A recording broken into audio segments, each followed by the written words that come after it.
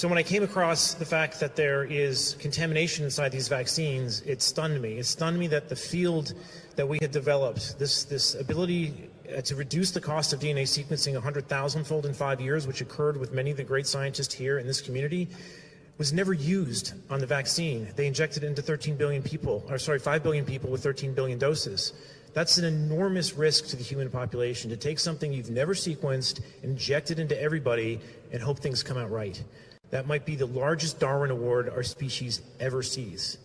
When you understand what's in these vaccines, you'll come to recognize why. When we sequenced these, we found out there were still manufacturing DNA in these vaccines that were not supposed to be there, something that's known as an SV40 plasmid that is used in gene therapy that tends to integrate DNA into your genome. This is particularly in the Pfizer vaccine. It's not in Moderna, but both vaccines are showing excess DNA that is well over the regulatory limits. And in addition to this, it's in a compartment, a lipid nanoparticle that makes it 100 times more toxic. It gets into your cells and triggers carcinogenic pathways. So this is a major oversight, and the FDA has known about this for 2 years. It's only recently have they taken some notice because our paper got finally peer-reviewed and published and been replicated about 10 other times. But now that we know that this DNA is contaminating these things, we're starting to see it get put into the congressional record with Senator Ron Johnson. We're seeing it get brought up to the ACIP committees now. They're taking this very, very seriously, but it's too late. We missed. Why did they miss?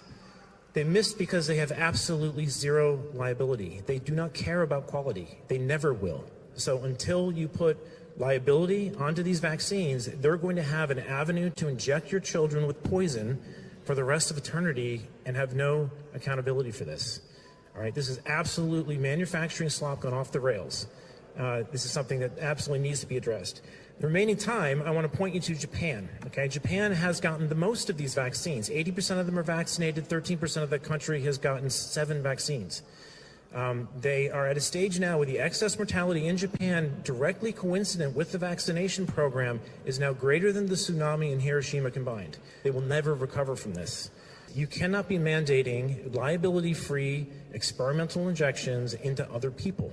We cannot have an avenue where the government and pharmaceutical companies can collude to inject you with things that are never been quality checked.